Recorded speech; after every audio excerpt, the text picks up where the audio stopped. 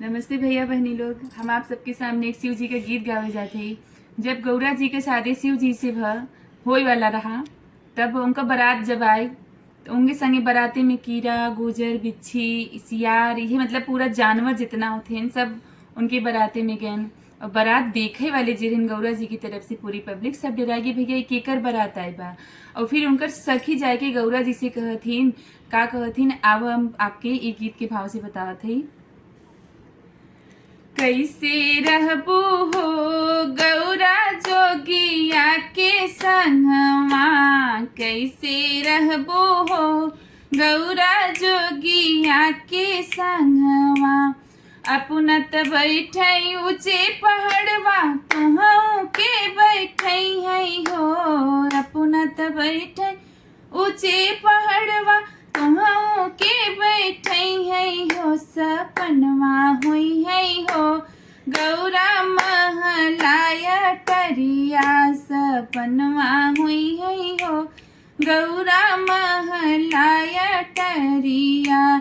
कैसे रहबू हो गौरा जोगिया के संगवा। कैसे रहबू हो गौरा जोगिया के संगवा। अपना त खई है भांग धतूरा तुहू के खियई है हो।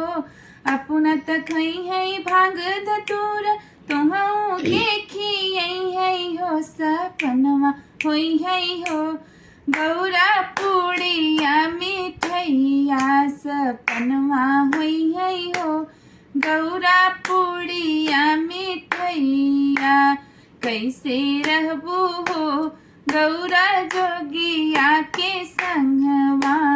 कैसे रहबू हो गौरा जोगिया के संगवा। अपना त पहिनई सिरेक खलवा तुहू के पहिनई है हो।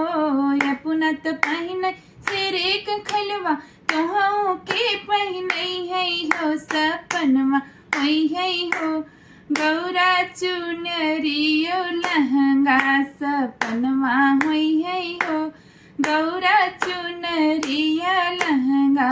कैसे रहबू हो गौरा जोगिया के संगवा।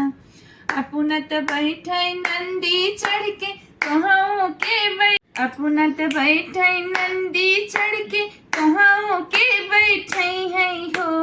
अपना त बैठई नंदी चढ़ के तुहू के बैठई है हो। सपनवा हुई है हो गौरा घोड़वायो हथिया। सपनवा हुई है हो गौरा घोड़वायो हथिया। कैसे रहबू हो गौरा जोगिया के संगवा। अपना त पहिनई सरपो कमलवा तुहू के पहिनई है हो। अपना त पहिनई सरपो कमलवा तुहू के पहिनई है हो। सपन हुई है हो गौरा सोनवा कहरवा। सपनवा हुई है हो गौरा सोनवा कहरवा। कैसे रहबू हो गौरा जोगिया के संगवा। कैसे रहबू हो गौरा जोगिया के संगवा।